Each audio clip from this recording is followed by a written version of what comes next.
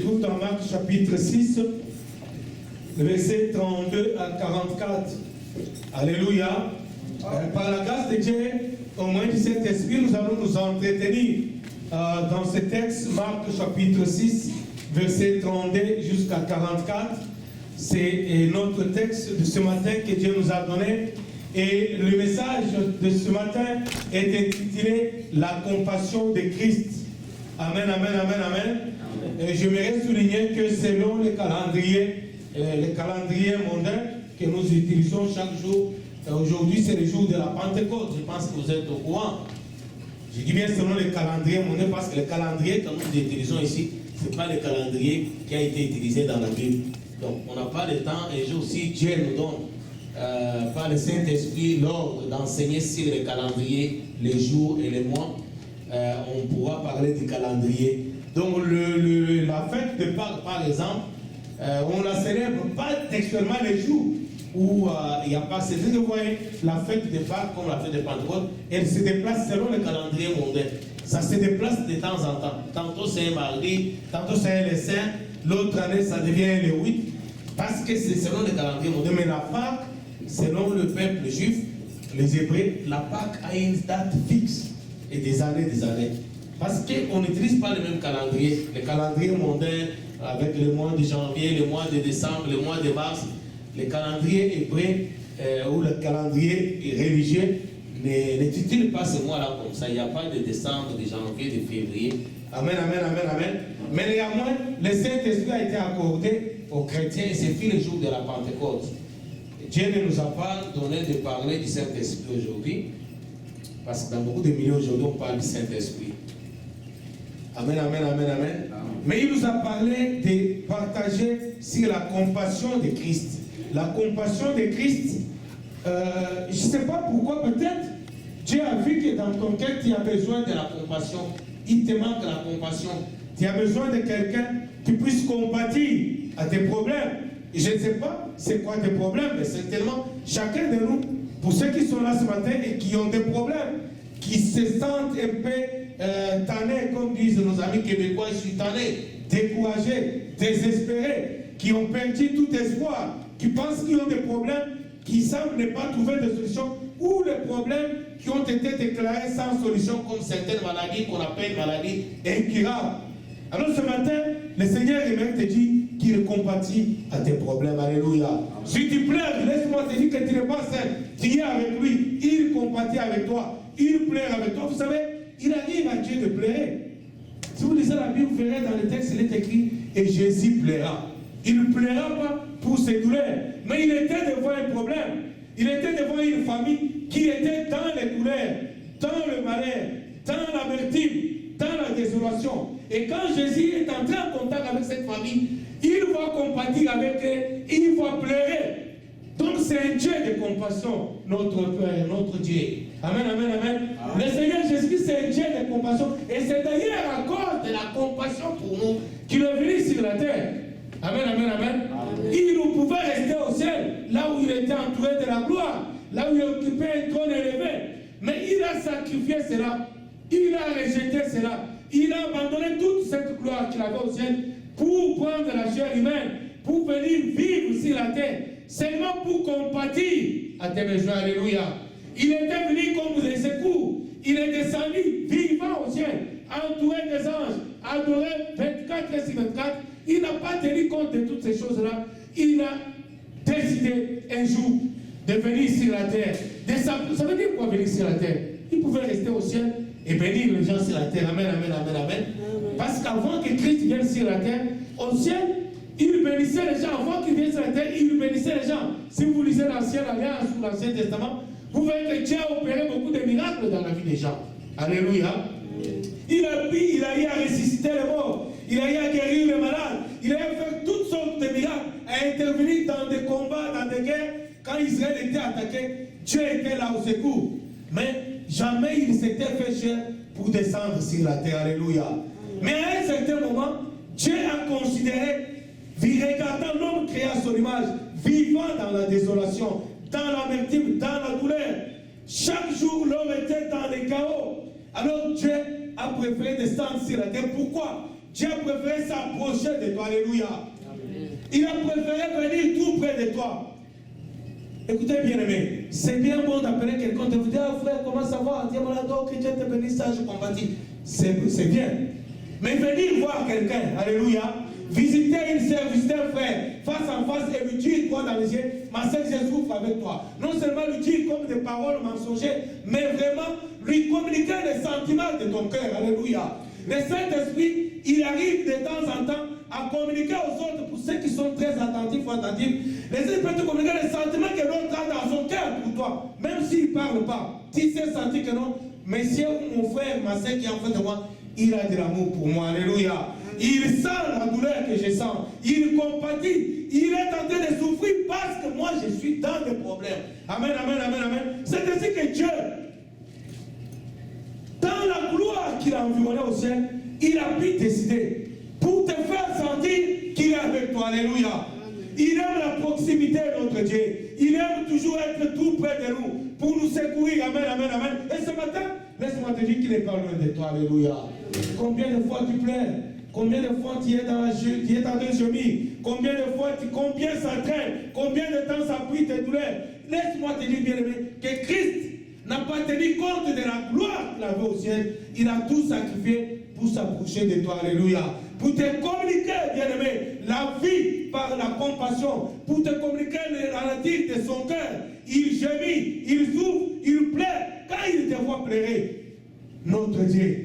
Et nous allons parler de la compassion de Christ ce matin, parce que beaucoup ont besoin d'être renouvelés, fortifiés, encouragés dans leur monde intérieur. Beaucoup ont perdu la foi, beaucoup ont désespéré, beaucoup se trouvent isolés, abandonnés, rejetés, méprisés, parfois par les membres les plus proches de la famille, parfois par la société, parfois par les amis, parfois par des personnes sur qui ils avaient espéré, ils avaient investi la confiance, que voilà mon frère qui dit, oh il m'aime, en tout cas chez lui je peux espérer, même pas l'argent matériel, mais seulement la compassion. Quand j'aurai des problèmes, je le verrai rester avec moi, prendre du temps avec moi, pour m'encourager, pour me fortifier, pour me prendre, me donner des câlins, pour m'encourager, me relever.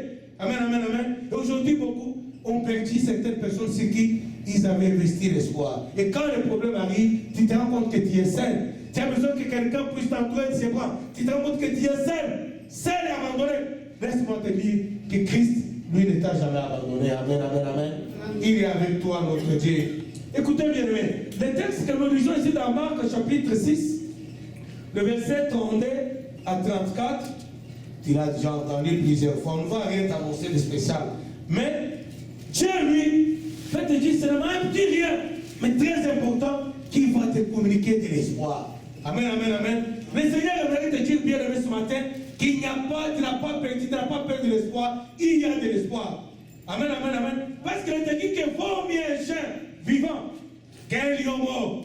Pourquoi? Parce qu'il y a de l'espérance pour ceux qui vivent. C'est-à-dire, tant que tu vis, crois bien aimé que ton temps viendra. Notre Dieu, c'est un Dieu qui agit dans les temps. Je l'ai expliqué ce dimanche passé. Il est le maître des temps. Ce n'est pas parce que tu souffres depuis 5 ans, 10 ans, 15 ans qu'il t'a oublié. Ton temps est là, c'est bien tracé, c'est bien défini. Et personne n'a le pouvoir d'aller toucher à l'horloge de Dieu pour modifier les temps. Les choses vont se faire à chaque moment, chaque chose en son temps.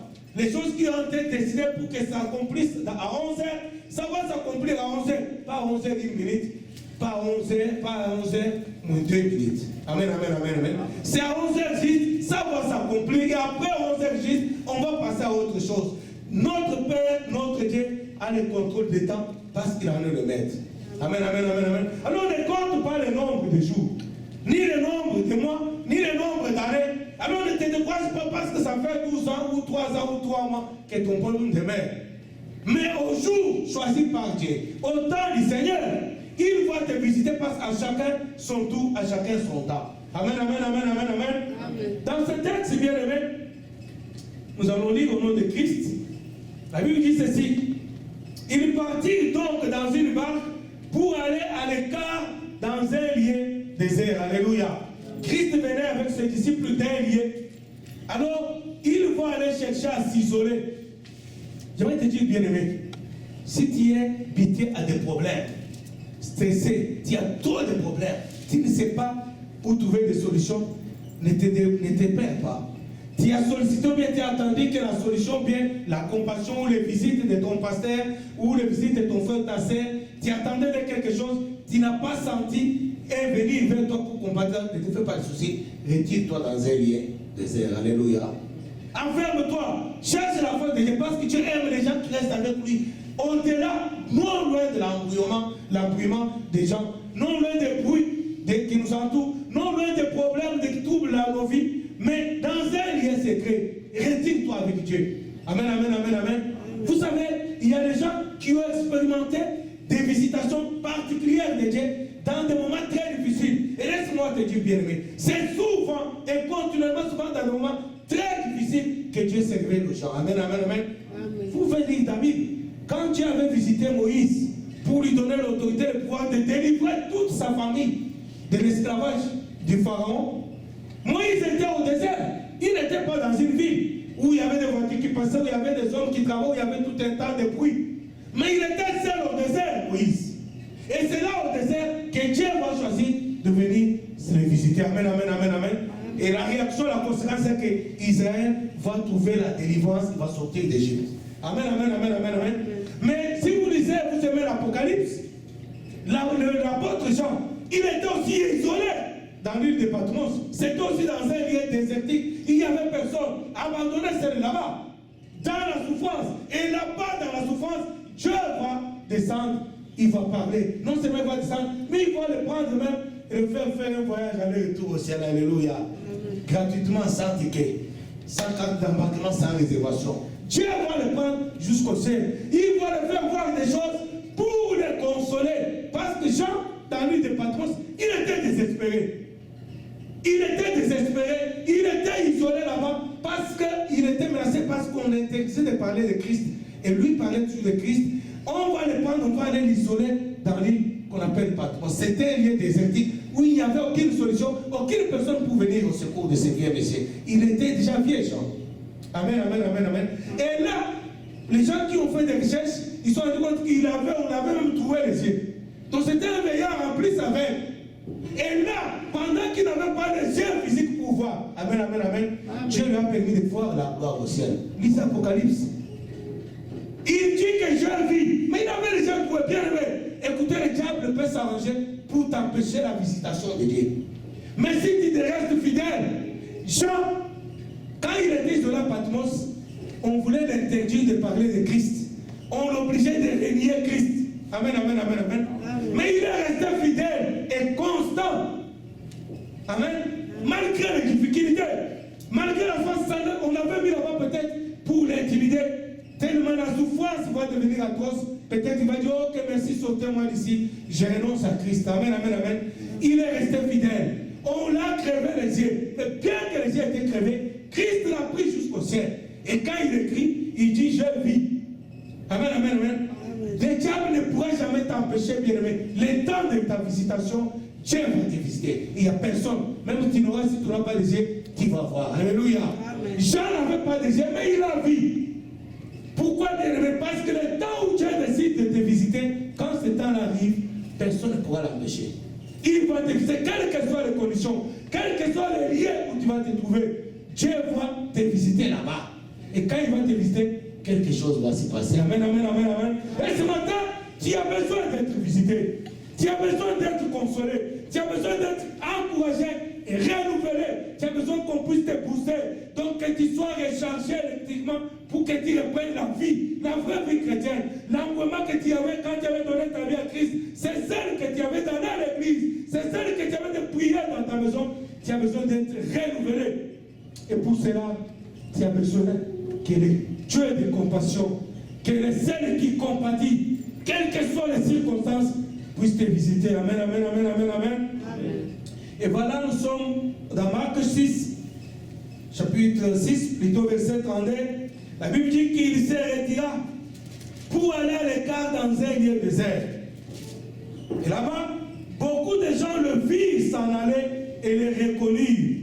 Et de toutes les villes, on a couru à pied et on les dévança au lieu où il se rendait. Quand il sortit de la barque, Jésus vit une grande foule et fit émis de compassion pour eux, parce qu'ils étaient comme des brebis qui n'ont point de berger. Il s'est mis à leur enseigner beaucoup de choses. Verset 34. Amen, amen, amen, amen. Quand il sortit de la barque, le Seigneur, il dit qu'il va voir une foule. Et il dit, il fit émis de compassion. Automatiquement, écoutez bien aimé, la compassion de Christ, notre Dieu. Nous avons un Dieu merveilleux, bien aimé. Ce n'est pas un Dieu qui attend toujours que tu viennes en jeûne et prière. Oh Seigneur, ça ne va pas. Il voit tes problèmes, bien aimé. Écoutez, je ne vous décourage pas de ne pas gêner quand vous avez des problèmes. Mais ce n'est pas ça qui va attirer que Dieu puisse te voir. Chaque jour qui passe, Dieu a ses regards sur toi.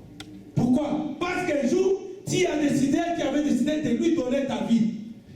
Le fait que tu aies dit à Jésus-Christ, Seigneur, je t'accepte comme Seigneur et Sauveur. Je te donne ma vie. Réellement, il a pris ta vie. Il s'occupe de ta vie. Jour et nuit, il regarde ta vie. À chaque seconde, il regarde ta vie. Malgré ce qui t'arrive, on va voir dans cette Bible. Malgré ce qui t'arrive, il veille sur toi, bien-aimé. Tout ce qui t'arrive, rien ne va t'ôter la vie. Amen, amen, amen. Amen. Car rien ne pourra t'ôter, ni personne ne peut ôter ta vie, ni toucher à ta vie, à moins que Christ ne lui donne la permission. La Bible dit qu'aucun cheveu de vos têtes ne tombera si je ne le permets. Bien aimé, ça veut dire que même si tu te peignes chaque matin, tous les cheveux qui tombent là, c'est ce que Dieu lui m'a permis. Donc il compte. S'il en avait 10 souvent tombés, le 11e ne tombera pas. Amen, amen, amen, amen. Il dit qu'aucun cheveu de vos têtes ne tomberait si je le permets. Donc le problème qui nous trouble, bien aimé, il ne devrait même pas nous troubler. Il ne devrait même pas nous agiter. Pourquoi? Parce que ces problèmes-là n'emporteront pas nos vies. Tant que Christ ne donne pas la permission à ces problèmes. Amen, amen, amen, amen. C'est pourquoi quand il sort de la barque, il n'attend pas que la foule, ce n'est pas la foule qui présente ses douleurs à Christ. Alléluia. Le verset 34, ce n'est pas cette foule-là, bien que la foule était dans les besoins. Bien qu'ils soient accourus vers Christ. Et quand il y a le contact, ça n'a pas pris une seconde.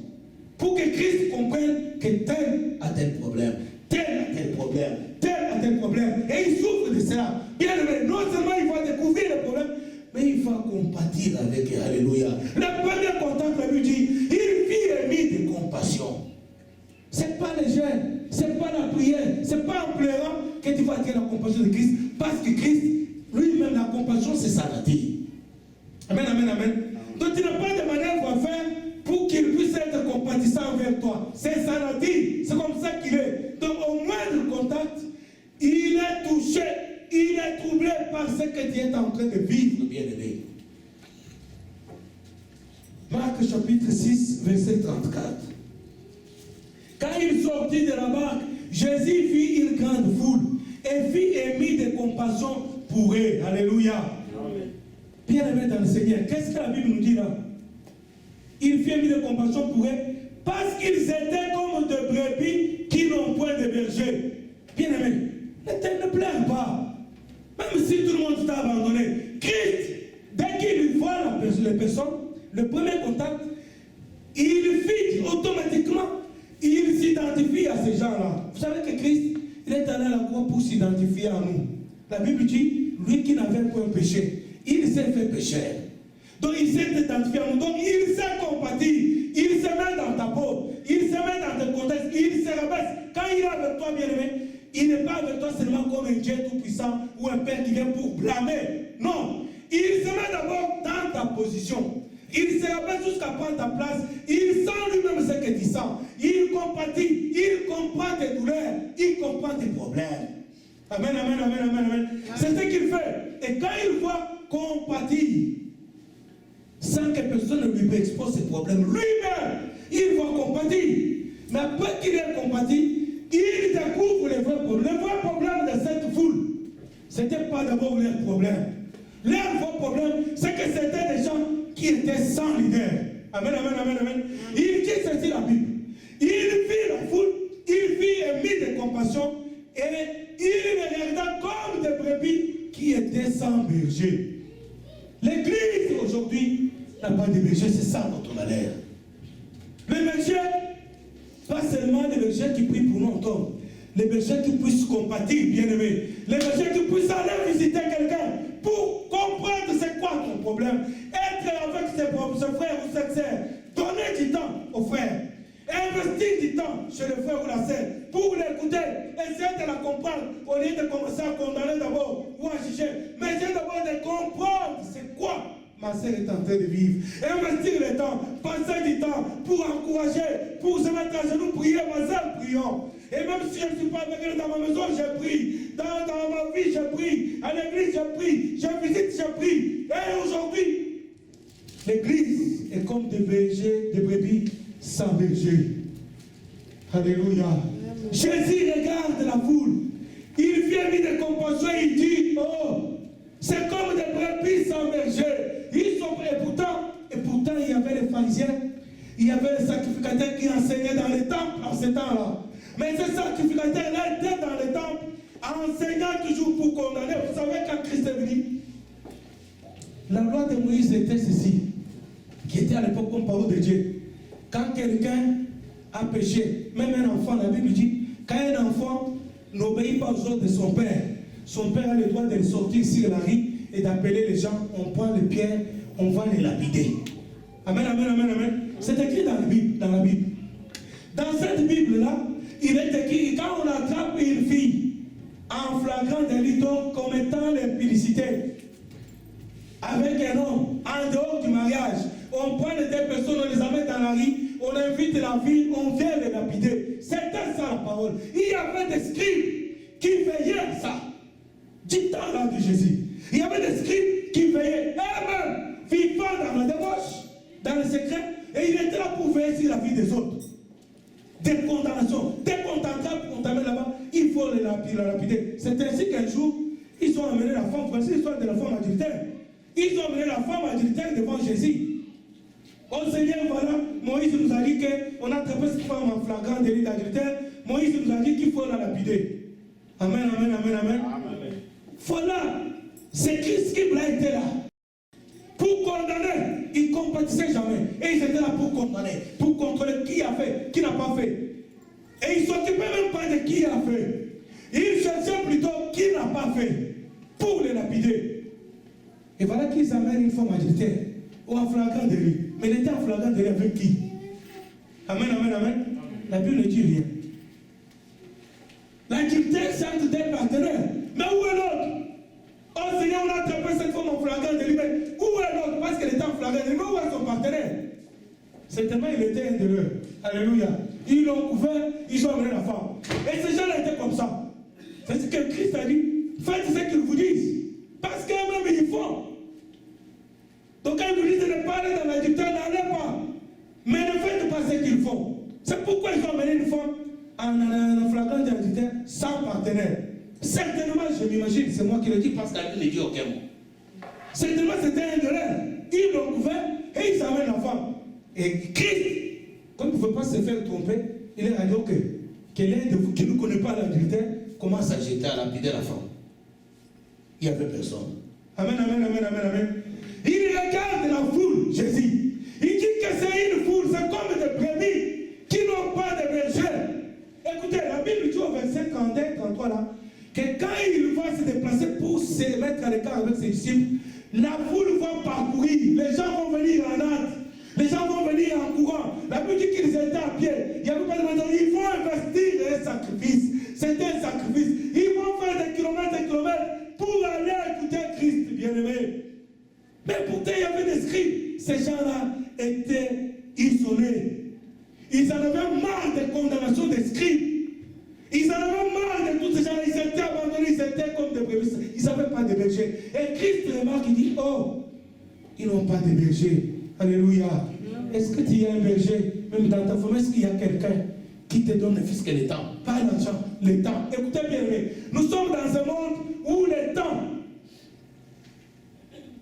Vous savez comment ça se dit, non? Le temps, c'est pas temps is money, time is money ou quoi? Écoutez bien, ils ne veulent pas donner du temps aux gens. Et aujourd'hui, cette maladie est entrée à l'église. Il n'y a personne qui a le temps d'aller visiter un frère, d'aller visiter une sœur, de chercher à savoir comment elle va. Il n'y en a pas. Et Christ, comme de ce temps-là jusqu'à aujourd'hui, il regarde l'église. Il dit, oh, c'est Donc c'était un vrai problème. Il vient avec des compassions et il retire directement leurs problèmes. Ce n'est pas les maladies, ce n'est pas le manque d'argent, ce n'est pas le manque des enfants, ce n'est pas le manque du travail. Leur problème, c'est un berger. C'est quelqu'un qui puisse s'investir dans leur vie, se mettre à leur place, partager avec eux leur douleur. Écoutez bien, aimé, la vie chrétienne, depuis que Christ est venu, a cessé d'être une vie chrétienne comme du temps de l'Ancien. Pourquoi on les a séparés? L'Ancienne Alliance et la Nouvelle Alliance. Amen, amen, amen, amen. Christ est venu, il a transformé beaucoup de choses. La vie chrétienne aujourd'hui, ce n'est pas une vie chrétienne où chacun est dans son coin, et on se retrouve dimanche au prix. Non, vous allez voir dans cet texte bien aimé. Nous devons compatir, chercher à comprendre pourquoi la sœur là, pourquoi le frère là, il a toujours l'air un peu dans son coin, pourquoi il a toujours l'air triste. Il faut chercher parmi nous. Il y a des gens qui ont des problèmes bien aimés. Tu fais quoi? Et puis tu dis, oh Jésus-Christ est dans ta vie. Mais s'il est dans ta vie, il t'aurait communiqué la compassion parce que lui, il est compatissant. C'est ça la vie. S'il est dans ta vie, il vient dans ta vie avec toutes ses richesses, toutes ses qualités, mais aussi toute sa vie. Amen, amen, amen, amen. Alors ça te permet de voir mon frère, de voir ma soeur, même si elle ne te dit pas, de sentir qu'elle a des problèmes. Et alors, tu investis le temps. Tu vas aller visiter ton frère ou ta soeur. Même si tu n'as pas l'argent pour lui, l'argent ne résout pas le problème bien aimé. Mais seulement pour l'encourager, pour la faire voir que même si tout le monde ne croit pas en toi, moi je crois que tu peux. Moi je crois que tu es une bonne personne. Moi je crois que tu peux faire de grandes choses. Avec Christ, bien sûr, tu peux, ma soeur. Relève-toi, ne perds pas courage. Accroche-toi à Christ. Je crois que tu es une bonne personne. Parce qu'il y a des gens qui ont été rejetés, des mauvaises personnes. Écoutez, si vous avez le temps, venez voir, je vais vous parler de ma vie. Moi, dans ma famille, j'étais rejeté. J'étais une mauvaise personne pour tout le monde.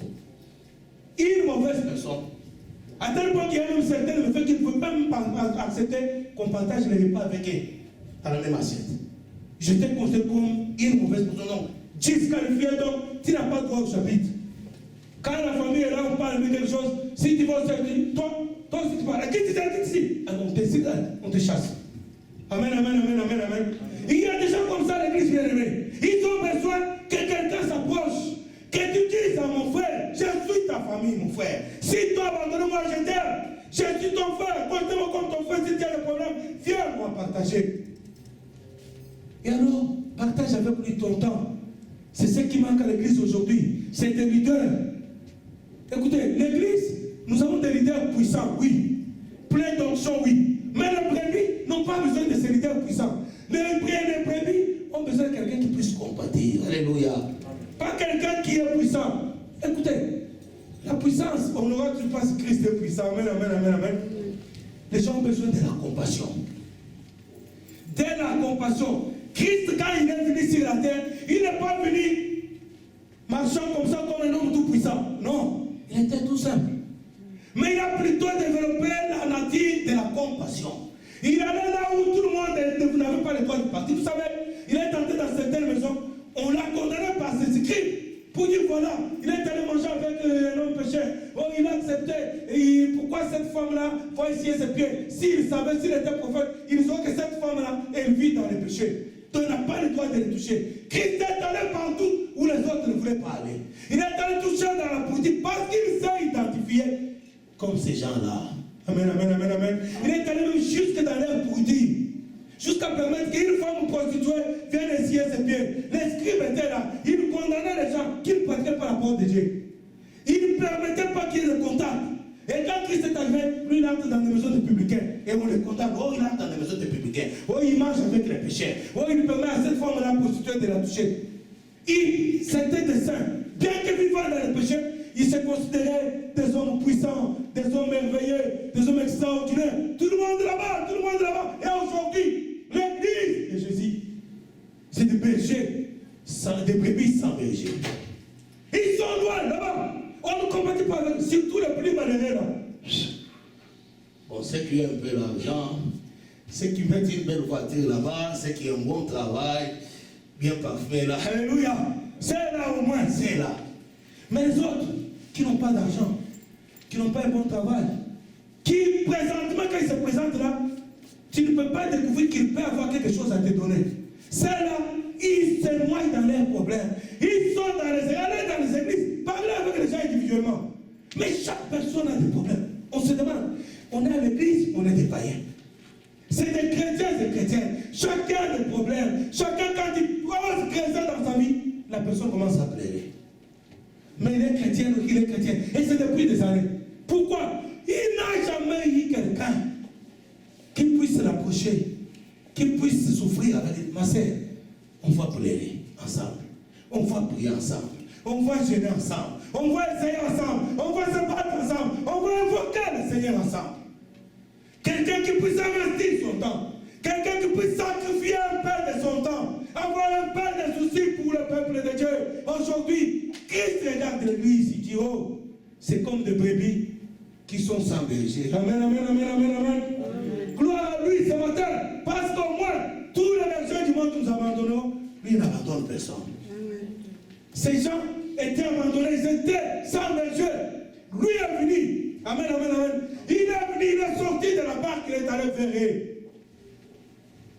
Pas avec le fouet pour condamner, avec un cœur pour compatir, pour se mettre dans la situation de ces personnes. Il n'a pas commencé à condamner d'abord le péché. Il s'est mis d'abord dans leur situation. Il les a approchés. Écoutez, l'autre Dieu, c'est un Dieu d'intimité. Il aimerait avoir une relation d'intimité avec toi. Il aimerait passer du temps avec toi. C'est en privé. Et le temps, Dieu veut passer le temps. C'est un Dieu d'intimité. Il veut entrer dans ta vie. Il veut partager ta vie. Il veut souffrir avec toi. Il veut porter ton fardeau. C'est pourquoi, dans Matthieu 11, chapitre 11, verset 28, il dit ceci. Venez à moi, vous tous qui êtes fatigués et chargés, je vous donnerai du repos. C'est-à-dire, amenez vos fardeaux. Il va entrer, il ne veut pas être l'un de toi. Il va être très peu de toi pour t'aider à porter ton fardeau. Amen, amen, amen, amen. Amen.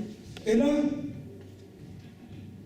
il dit c'est comme des bergers, des brebis qui n'ont point de berger. Mais il y a quelque chose qui me dit au verset 34. Malgré cela, et c'est là que j'attire votre attention, bien-aimés. Malgré cela, il a vu qu'ils avaient des problèmes. Il a vu qu'ils avaient des besoins. Il a vu qu'ils n'avaient pas de berger. Lui-même, il s'est vu comme les bergers. Il a dit, ok, les bergers vous ont abandonné, les scribes vous ont condamné. Ok, c'est pas grave, c'est pas grave. Je suis là. Il s'est approché d'eux. Il n'a pas causé que non, il y a des impudiques, il y a des sorciers, il y a des magiciens, il y a des pauvres. Non, il n'a pas regardé ce qu'ils étaient là, il dit seulement, je suis là. C'est quoi votre problème? Et quand il s'est approché, et c'est ça qui m'a impressionné. La Bible dit, au lieu de commencer à résoudre les problèmes, la Bible dit, il commença à les enseigner. Amen, amen, amen, amen, amen. Bien aimé, pourquoi tu n'es pas béni de chrétien? Le problème est que même si on te donnait aujourd'hui, si on ne t'a pas communiqué la sagesse divine, qui puisse t'aider, non seulement être un petit mangeant derrière le pasteur pour qu'il te pose des mains, mais qui puisse t'aider à développer la relation avec Christ. Pour qu'un jour toi-même tu sois dans ta maison et que Dieu voit que c'est Christ là et qu'il agisse. Je t'ai posé le main, tu vas tomber, tu n'auras rien. Amen, amen, amen, amen. Et même si je t'ai posé le main, tu auras la bénédiction à cet temps-là. Et demain, tu vas venir ici, je suis en déplacement. Tu vas venir ici, Dieu va même te confondre, moi-même je serai malade. Alléluia. Amen. Alors tu vas faire quoi? Alors Christ ne peut pas passer, il n'était pas là-bas pour un certain temps. Il était de passage. Et comme il était de passage, il n'a pas commencé à résoudre leurs problèmes. Parce qu'il savait que même si je résous les problèmes aujourd'hui, après je vais les quitter. Ils vont rester avec les scribes qui vont encore les martyriser. Alors ça ne sera pas une solution durable. Écoutez bien, Jésus-Christ dans nos vies, il vient pour une solution durable, une solution définitive. Amen. Pas pour résoudre un peu les problèmes, te laisser dans d'autres problèmes. Alors il va commencer d'abord à les enseigner. Amen, amen, amen. Nous sommes au verset 34, Marc chapitre 6. La Bible nous montre acte par acte, geste par geste, point par point, comment Christ commence à progresser pour entraîner ces gens de leur vie d'enfer, des troubles, des douleurs, de manière jusqu'à la plénitude de la joie et de la paix. Notre Dieu, il ne fait pas des choses à moitié. Il fait correctement toutes choses. Il apporte des solutions définitives, des solutions durables, des solutions éternelles.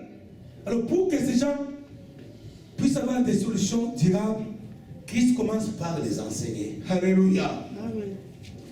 Marc chapitre 6, verset 34.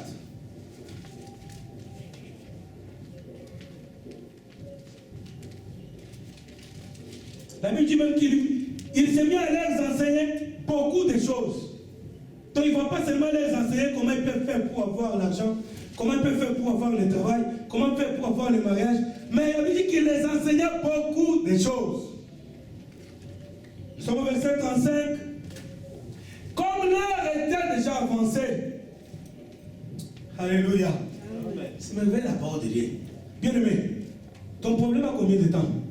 Ces gens-là, l'heure était même avancée. Oh, depuis que j'ai pris, oh Dieu, et depuis que les Congolais prient, depuis que les Africains prient, les choses ne changent pas. Oh Dieu, mais Dieu. Combien de temps, bien aimé? La vie que l'heure était avancée. Comme l'heure était avancée, ça a pris du temps. Depuis combien de temps tu es chrétien? Est-ce que tu as perdu espoir parce que ça fait longtemps? Ça a pris du temps, Christ était là. Ne te trouble pas. Oh, Dieu m'a abandonné. Oh, ça c'est la question qui vient du diable. Est-ce que Dieu me connaît? Est-ce que Dieu est réellement? Si Dieu est réellement, mais j'ai gêné. Si Dieu réellement me connaissait, est-ce que Dieu est là? Est-ce que Dieu est là? Et Dieu m'a abandonné. Tu te poses trop de questions. Ces gens-là, Dieu était là. Il ne fait rien si seulement les enseigner. Bien aimé, tu as besoin de grandir spirituellement. Parce que notre Dieu, vous verrez dans ce texte, ce n'est pas un Dieu de gaspillage. Tant que tu n'as pas la sagesse de gérer ce que tu demandes, il ne va pas te donner. Il va commencer à t'enseigner. Tu veux le mariage, il va t'enseigner c'est quoi le mariage. Comment tu peux gérer le mariage. Et quand tu vas prouver que tu es capable de gérer le problème, le trouble du mariage, alors il va te donner le mariage. Mais si tu ne suis pas les enseignements, tu vas dire Dieu m'a abandonné. Il t'a pas, il est toujours là. Et comme c'est toi, ouvre les oreilles, suis les enseignements. Il commençait à les enseigner. Il faut prendre beaucoup de temps, à tel point que les apôtres qui étaient avec lui vont trouver qu'il exagère. Ils vont lui dire, verset 37, ils vont lui dire à l'oreille, l'État a avancé toi aussi avec les enseignements. C'est ça qu'il te dit? C'est ce que le diable te dit? Depuis longtemps tu pries, pas de mariage, pas de travail. Depuis longtemps tu pries, pas de solution. Et le diable vient te souffler à l'oreille. L'air est avancé. Amen, amen, amen, amen. L'air était avancé. Sois loué Seigneur. Ses disciples s'approchèrent et lui dirent, c'est lié, alléluia. Bien aimé, qu'est-ce que le diable te dit? Il te dit que c'est impossible. Écoutez ce que les disciples vont dire à Jésus. C'est lié au désert. Vous savez quoi c'est le désert? C'est le chaos, c'est la souffrance matérielle. Dans le désert, on ne peut rien s'aimer. Il n'y a plus d'espoir de vie. Il n'y a pas la vie. Écoutez bien aimé, dans la foule, il y avait des femmes et des hommes stériles. Je ne sais pas si vous comprenez. C'est lié à un désert. On ne peut rien produire ici. Verset 35. C'est lié à un désert. Et l'air est déjà avancé. C'est ce que le diable te dit. Tu ne peux rien faire dans ta vie. C'est fini là, le temps est perdu. C'est fini pour toi. C'est lié au désert. Tu ne peux rien faire. L'air est avancé. C'est que les écoutez ce que ces gens disaient à Christ. L'air est lié au désert et l'air est avancé. Donc, c'est fini. Il n'y a plus d'espoir. Il ne s'arrête même pas là. Renvoie-les afin qu'ils aillent dans les campagnes et dans les villages des environs pour s'acheter de quoi manger. Amen, amen, amen, amen, amen. Amen. Aujourd'hui, excusez-moi, mais je ne sais pas pourquoi je répète toujours à ça. Écoutez, on va te revenir à ça si Dieu nous pousse à enlever ça. Écoutez, aujourd'hui, les chrétiens, ils vont se débrouiller dans les environs. Amen, amen, amen, amen. Christ est là. Écoutez ce qu'on dit à Christ. Et renvoie-les. Ça dit, laisse-les aller plus loin de toi. Qu'ils aillent se débrouiller. Ça veut dire quoi? J'ai dit l'autre fois ici, loin de Dieu, c'est près du diable, n'est-ce pas? Loin de Dieu, c'est être près du diable. Maintenant, écoutez les conseils des disciples. Renvoie-la. Donc, c'est dit, laisse-les aller loin de toi. Est-ce que vous comprenez ça? Laisse-les aller loin de toi. Qu'ils aillent s'acheter la nourriture, de quoi manger, dans les villages et les campagnes environnantes. Et c'est ça que les chrétiens font aujourd'hui. Faute de berger. Sans avoir un berger qui a l'œil pour voir. Un berger rempli de foi, pas de puissance. Miguel pour dire, ma sœur, ne compte pas les heures, ni les jours, ni les mois, ni les années. Christ est là, ne compte pas cela, il est là. Tant qu'il est là, restons ici, il va nous bénir. Non, renvoie-les. Qu'ils aillent se chercher dans les campagnes, dans les villages. Donc ils entrent dans leurs habitudes coutumières, dans leurs habitudes de tradition, dans leurs habitudes de famille. Qu'ils aillent se débrouiller, les chrétiens se débrouillent. C'est si que vous verrez les gens à l'église, ils sont dans les magouilles, mais ils sont chrétiens. Pourquoi? Ayant demeuré trop dans l'église, sans solution, on les a renvoyés. Alors, les jeunes filles se débrouillent pour trouver les maris dans les environs. Dans les environs. Alléluia. Les jeunes gens trouvent du travail dans les environs. Tout le monde va se débrouiller dans les environs. Renvoie-les dans les villages environnants qui restent se chercher, s'acheter à manger. Et combien de chrétiens se débrouillent aujourd'hui? Tu te débrouilles en quoi, toi? Tu essaies de dire, demandé, ça n'a pas marché, tu te débrouilles. Oh! Amen, amen, amen, amen, amen. Bon, pas ici. À Kinshasa, j'étais responsable des jeunes. Oh, pasteur, mais j'ai eu mon fiancé. Est-ce qu'il est chrétien? Oh non, il est païen. Oh, mais pasteur, mais par moi, Dieu peut le sauver. Alléluia. Ça, c'est se débrouiller dans les villages, dans des campagnes environnantes. Dieu est là, reste là avec lui. C'est là, ton mari te trouvera là-bas. Ta belle-sœur te trouvera là-bas. Ta richesse, ton abondance, c'est là-bas, là-bas. Là où Dieu, pas dans les lieux environnants. Renvoie-les. Aujourd'hui, les chrétiens sont dans l'église, mais ils s'en vont dans les lieux environnants. Chacun cherchait une solution à son problème. Les mariés se débrouillent entre eux. Ils ne se demandent pas, Seigneur, c'est quoi? C'est qui mon mari? C'est qui ma femme? Montre-moi ma femme. Non, ils se débrouillent eux-mêmes. Quand quelqu'un lui sourit, il pense que c'est lui. Quand il va se faire tromper, et puis il voit un autre, il pense que c'est elle. Oh, pasteur, j'ai rêvé que la scène était en robe blanche. Non. Reste ici, ne te débrouille pas. Renvoie-les.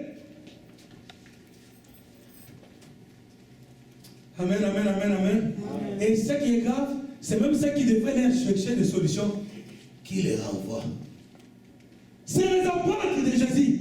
Il dit, Seigneur, renvoie-les. Ce qui se passe aujourd'hui à l'église, hein, tout le monde vient, on donne l'argent, puis vous pouvez vous en aller, personne n'a des soucis de toi. Personne ne t'appelle, on ne t'appelle pas. Personne ne s'intéresse à savoir si tu es où. Toute la semaine, on ne t'a pas vu. On va te voir le dimanche. De dimanche à dimanche, il n'y a rien. Il n'y a rien. Le berger ne te visite pas, ne t'appelle pas, rien. Il attend l'autre dimanche, toi-même tu viens encore. Et encore. Des brebis sans berger. Renvoie-les. Donc dès qu'on voit les dîmes, les offrandes, les enveloppes, on les renvoie. On va se retrouver dimanche prochain. Renvoie les seigneurs. Jésus répondit, donnez-leur vous-même à manger. Alléluia. C'est ici, bien-aimé. C'est ici qu'il y a à manger. Pas dans les villages de campagne à toi. Ici. C'est dans la foi chrétienne. C'est dans le Seigneur Jésus. Le meilleur travail, c'est dans le Seigneur Jésus. C'est lui qui va te donner ce travail, va te sécuriser dans ce travail, va te donner la promotion dans ce travail, va te protéger dans ce travail. Il va te venir là. Le meilleur mariage, c'est dans le Christ. Avec une sœur par chrétienne, avec un frère par chrétien. C'est là le meilleur mariage. Quand il y aura des problèmes, il sera là pour veiller afin qu'il n'y ait plus de tour. Amen. Si tu trouves un mari dans le village environnant, ok. Tu vas te marier si les gens vont te laisser te marier pour 2, 3, 4 ans. Après, tu seras femme bâtie. Ou femme monoparentale. Moi, j'ai appris ce terme-là seulement ici. Quand j'étais en Afrique, je ne savais pas monoparentale, c'est quoi? Oh, femme monoparentale. C'est très excellent ici. C'est répandu ici. Pourquoi? Parce que les gens se sont cherchés le mariage dans les villages environnants. C'est ici, le mariage véritable, c'est dans le Seigneur. Notre Dieu, qu'est-ce qu'il dit? Donnez-leur vous-même à manger. Qu'est-ce qu'ils vont faire, ces gens? Qu'est-ce qu'ils disent au Seigneur? Il lui dit, ils ont acheté de pain pour 200 deniers et leur donneront à manger. Et il leur dit, combien avez-vous de pain? Allez voir. Et il s'en assira et répondit, nous avons 5 pains et 2 poissons. Verset 39. Alors il leur commanda de le faire tous s'asseoir par groupe sur l'herbe verte. Amen, amen, amen, amen, amen. Regardez un peu comment Christ fait les choses. Il c'est toujours comme ça. Il ne fait pas autrement. Si vous avez rencontré un vendeur de miracles, il va vous promettre des miracles. Pourquoi aujourd'hui il n'y a pas de miracles dans nos entreprises, dans nos vies? Pourquoi il n'y a pas de miracles dans nos églises? Pourquoi? Parce que Christ est détourné. Nous, on a pris la place de Christ. On promet moi et merveille. Campagne de miracles, spectacle de miracles, cortège de miracles, je ne sais pas, de miracles. Plus rien, mais allez-y. Les gens entrent en transe, ils tombent. Oh, il y avait l'onction. Et après, ils sortent là-bas, ils deviennent encore plus misérables qu'avant. On a déjà seulement transmis des démons, c'est fini. Et puis notre campagne, cortège de miracles, et ils vont encore là-bas. Ils tombent, et après, les problèmes redeviennent encore triples qu'avant. Regardez quand Christ vient, quand il entre en contact avec cette foule, il ne promet aucun miracle. Considérez bien le texte. Il ne promet aucun miracle. Écoutez bien aimé, le faiseur des miracles, c'est Dieu. Vivons notre vie chrétienne dans la simplicité. S'il veut faire le miracle, il n'a pas besoin que je te dise que non, viens, il y aura le miracle, le cortège des miracles. Non. Il va seulement dans tout, parce que Dieu ne fait pas de choses pour impressionner les gens. Il fait des choses pour sa gloire à lui-même. Alors il va te visiter. Tu seras béni dans le privé, c'est ton histoire avec Dieu. Quand Christ vient, il ne dit pas à ces gens-là, écoutez, les scribes vous ont maltraité. Moi, Dieu a fait cher, je suis là, c'est fini. C'est quoi vous problème? Allez, restez là-bas. Allez, recevez l'onction. Allez, il n'a pas soufflé, les gens n'ont pas tourné. Et puis il dit, lui, il a seulement tourné le cœur. Et puis il dit, il fait un mythe de compassion, tout court.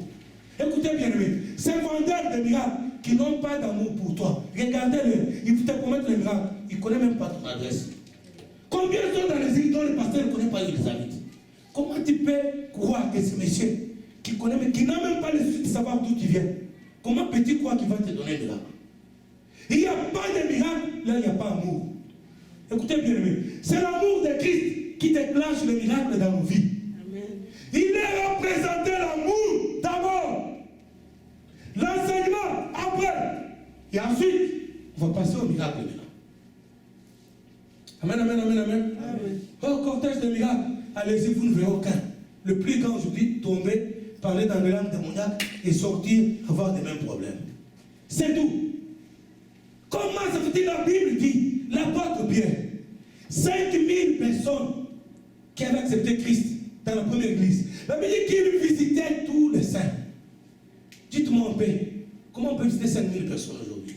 Aujourd'hui même, nous avons la voiture, il y a le métro. En leur temps, ils étaient à pied ou sur le chameau. Tout doucement là. 5000 personnes. La Bible dit qu'ils visitaient tous. Voilà quelqu'un qui pouvait dire, écoute frère, tu auras le miracle. Pourquoi? Parce qu'il est à chercher. Il n'attendait pas que les gens viennent. Amen, amen, amen, amen. Nous, on a le bureau aujourd'hui. Visite pastorale. Mardi de 15h à 18h. Jeudi, c'est fini. Tu viens après ces heures-là, tu n'as pas rien, tu n'as pas le droit de parler avec le pasteur. Si seulement, ce n'est pas les jours pastoraux. Oh, le pasteur est fatigué. Dès qu'il finit ici, on le prend, on prend sa Bible, on l'accompagne, il y a des gars qui vont jusqu'à son bureau. On lui donne du jus. Ce que vous faites ici, ça n'intéresse pas. Il a communiqué la compassion. Il fit un lit de compassion. Après la compassion, il leur enseignant. Pourquoi? Parce qu'il savait qu'après moi, ils doivent apprendre à gérer ce qu'ils vont recevoir. Et après l'enseignement, il veut passer au miracle. Amen, amen, amen, amen, amen, amen. Amen.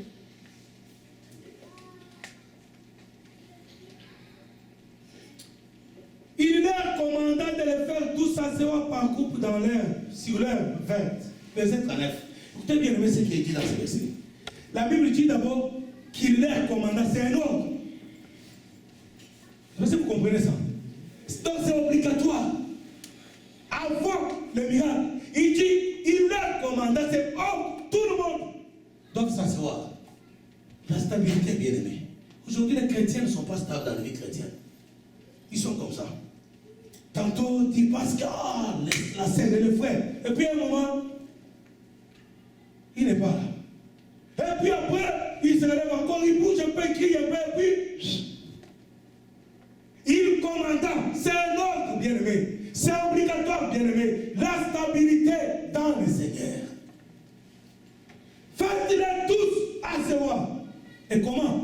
par groupe.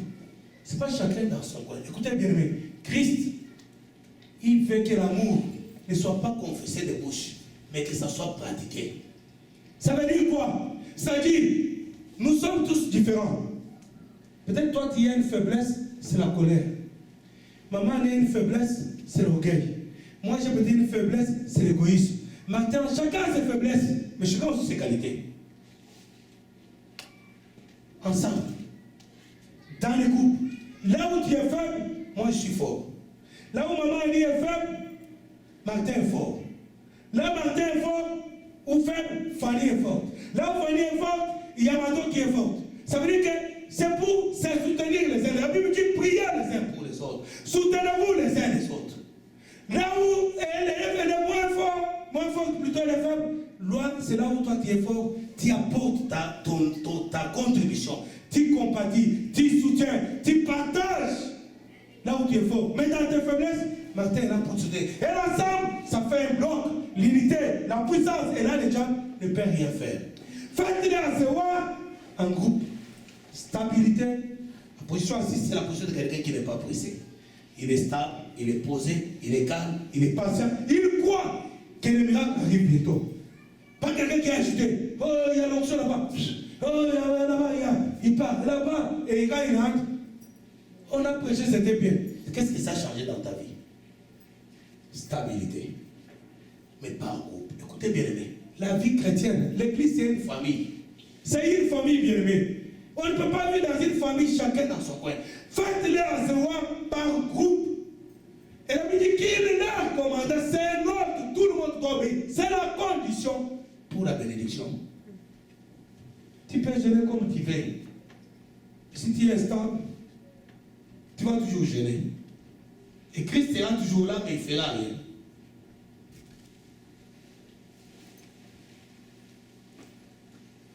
Alors il leur commanda, Marc 6, verset 39, de les faire tous asseoir, tous, tu peux tenir dans ta Bible, tous. De les faire tous asseoir par groupe sur l'herbe verte. Et ils s'assirent par rangée de 100 et de 50. Amen, amen, amen, amen. Donc c'est des groupes de 100 personnes et de 50 personnes. Ils ont fait des rangées. Il y avait 5000 personnes. Faites diviser un peu, si vous divisez par 100, donc il y avait 50, il y avait combien? 50 rangées, n'est-ce pas? 5 rangées.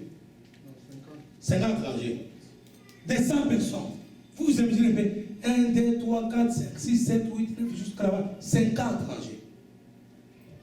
Ils s'assirent en rangée, donc de manière ordonnée. Non seulement ils étaient en groupe, non seulement ils étaient stables, mais ils étaient ordonnés. Il y avait de l'ordre. Aujourd'hui, il y a des ordres dans la maison de Dieu. Tout le monde fait n'importe quoi. Ordonné, pas rangé.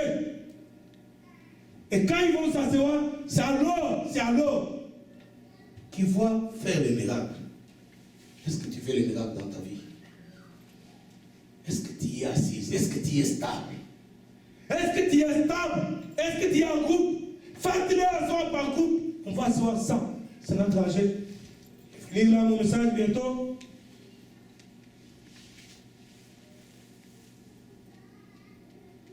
Verset 41.